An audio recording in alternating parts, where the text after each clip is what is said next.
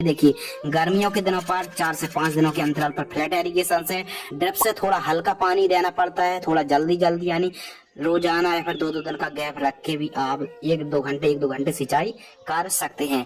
सिंचाई भूमि पर काफी ज्यादा डिपेंड करती है। यदि हल्की भूमि है थोड़ा जल्दी जल्दी सिंचाई करनी पड़ेगी, काली मिट्टी थोड़ा सा अंतर रख के गैप रख के आपको सिंचाई करनी चाहिए। लेकिन ध्यान रखना जब आप सिंचाई कर रहे हैं तो एकदम गीला या फिर जो मॉइस्चर है वो ज्यादा नहीं होना चाहिए। जड़ों के पास एकदम थोड़ा सूखा सूखा कर भी पानी देना बहुत ज्यादा जरूरी है।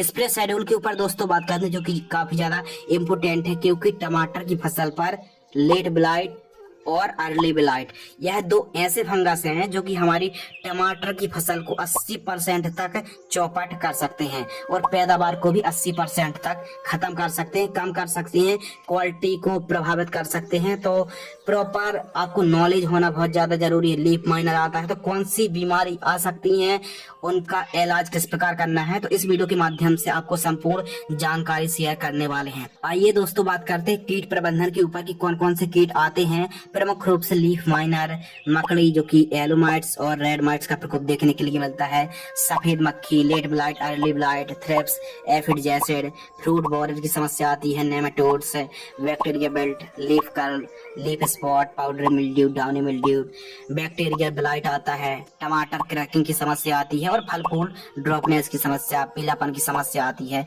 तो यह जो बीमारी हमने बताई, रोग डिजीज के नाम बताए, फंगस के नाम बताए, यह टमाटर की फसल में ही आते हैं। अब यदि कीट का प्रकोप हो जाता है या फिर फंगस का प्रकोप होता है तो उसे कैसे प्रोटेक्शन कर सकते हैं। लीफ माइनर के लिए जो कि आप फोटो पर देख रहे हैं, इन कॉम्बिनेशन को अप्लाई कर सकते हैं 15 लीटर की दर से।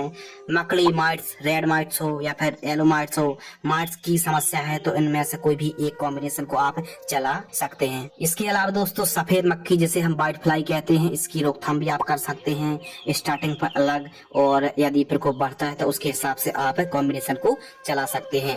इसके अलावा थ्रिप्स है, एफिड जैसिड है, इन तीनों का प्रकोप है तो इनमें से कोई भी एक कीटनाशक का स्प्रे कर दीजिए। फल छेदक की समस्या आती है जो कि फ्रूटिंग स्टेज पर काफी ज्यादा समस्या देखने के लिए मिलती है, तो इनमें से कोई एक कीटनाशक का स्प्रे वो भी 15 लीटर की दर से स्प्रे करना चाहिए और सिलिकॉन चिप को मिलाकर ही आपको स्प्रे करना चाहिए। इसके अलावा यदि ब्लाइट के ऊपर बात करें तो टमाटर की फसल पर पहले अर्ली ब्लाइट आता है, यानी जिसे अंगेती झुलसा कहते हैं, इनमें से कोई एक फंगिसाइड का स्प्रे कर दीजिए। लेट ब्लाइट आता है तो यानी जिसे पछेती झुलसा कहते हैं, लेट ब्लाइट को, तो इनमें से कोई एक फंगिसाइड का आप स्प्रे कर दीजिए और बीच बीच में करते रहिए। बैक्टीरियल स्पॉट की समस्या आती है तो इसके लिए आपको जो डोज कॉम्बिनेशन दिखाया जा रहा है इनको अप्लाई कर सकते हैं। पाउडर मिल्ड्यू आता है, बैक्टीरिया बेल्ट आती है। अब बैक्टीरिया बेल्ट के लिए स्प्रे नहीं बल्कि आपको ड्रिंचिंग करनी पड़ेगी। रोको फंगिसाइड या फिर बायर की एलेट की आप ड्रिंचिंग कर सकते हैं और प्रिवेंटिव में जो ट्राइकोडर्मा आती है उसकी 200 लीटर पानी में मिक्स करके घोल करके आपको सॉइल एप्लीकेशन से चलाना चाहिए। टमाटर क्रैकिंग की यानी टमाटर फटने लगते हैं, इसके लिए बोरॉन और कैल्शियम नाइट्रेट को ड्रिप से आप चला सकते हैं जो कि डोज वीडियो पर देख रहे हैं। फल फूल की भी समस्या आती है, इसके लिए आप कॉम्बिनेशन देख ही सकते हैं। बढ़वार के लिए कोई एक प्लांट ग्रोथ प्रमोटर का स्प्रे कर दीजिए।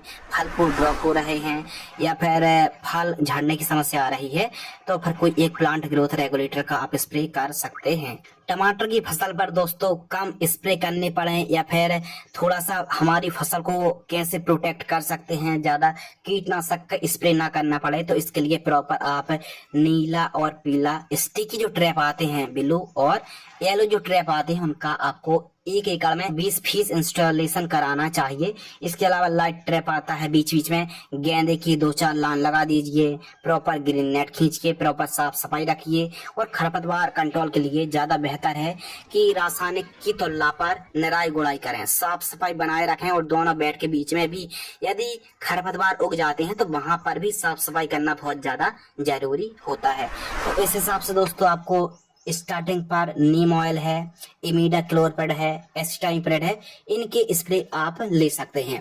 बाकी जैसे जैसे फसल वृद्धि करती जाती है उस हिसाब से आपको स्प्रे शेड्यूल आवश्यकता अनुसार चलानी चाहिए। स्टार्टिंग पर महंगे कीटनाशक, फंगिसाइड या फिर टॉनिक स्प्रे की आवश्यकता बिल्कुल भी नहीं रहती है। यदि आप ऐसा करते हैं स्टार्टिंग पर ही, जब फसल छोटी स्टेज पर होती है, महंगे कीटनाशक का स्प्रे कर देते हैं तो फिर बाद में वही कीट पर वही कीटनाशक काम नहीं कर पाती, कीटों पर रेजिस्टेंस पावर आ जाती है। यह था दोस्तों स्प्रे शेड्यूल। अब बात करते हैं फर्टिगेशन शेड्यूल यानी खाद का शेड्यूल। तो टमाटर की फसल पर यदि आप ड्रिप से खेती कर रहे हैं तो ट्रांसप्लांट से 45 दिनों के मध्य जो वनस्पतिक स्टेज रहती है, ऐसी कंडीशन पर 2 से 3 दिनों का अंतर रखना है। एक दिन में एक खाद छोड़ना है, जो कि आप फोटो पर देख रहे हैं। इन खादों को छोड़ सकते हैं, लेकिन एक दिन में एक खाद, फिर 3 दिन का अंतर रखना चाहिए। टमाटर की फसल फूल की अवस्था में होती है तो फिर दोस्तों ये मान लीजिए 3-3 दिनों के अंतराल पर 2 किलोग्राम से लेकर 3 किलोग्राम की दर से आपको फास्फोरस युक्त खादों का या फिर जो खादें देख रहे हैं इनका इस्तेमाल करना चाहिए। टमाटर की फसल पर जो थर्ड कॉम्बिनेशन है फल की अवस्था पर होती है, तो इन खादों को आप 3 से 4 किलोग्राम आपको 1 एकड़ में छोड़ना है, वो भी 4-4 दिनों की अंतराल पर ड्रिप सिंचाई से। तो जो कि आप फोटो पर देख रहे हैं, इन खादों को आवश्यकता अनुसार चला सकते हैं। जब फल की अवस्था पर टमाटर की फसल होती है तो पोटास युक्त खादों की काफी ज्यादा जरूरत पड़ती है। फूल की अवस्था पर फास्फोरस और वनस्पतिक स्टेज में नाइट्रोजन की काफी ज्यादा जरूरत पड़ती है। बीच बीच में फ्लावरिंग फ्रूटिंग स्टेज पर बोरॉन है, कैल्शियम नाइट्रेट है, माइक्रोन्यूट्रिएंट है, ह्यूमिक एसिड है, इनका भी बीच बीच में प्रयोग करते रहना चाहिए। इस प्रकार यदि आप टमाटर की व्यवस्थित तरीके से खेती करते हैं तो जो उत्पादन है 1 एकड़ में 50 से 60 टन के आसपास आप 1 एकड़ से प्रोडक्शन निकाल सकते हैं, कम से कम। लाइफ साइकिल के ऊपर दोस्तों बात करते हैं। यदि आप बंधाई करते हैं, मल्चिंग ड्रिप में खेती करते हैं, व्यवस्थित तरीके से वैज्ञानिक खेती करते हैं तो 8 से 9 महीने बड़े आराम से टमाटर की फसल चल जाती है। बाजार भाव हमेशा फ्लेक्सिबल रहता है। 5 रुपए से लेके 40-50 रुपए केजी तक का रेट देखने के लिए मिल जाता है। अब बाजार भाव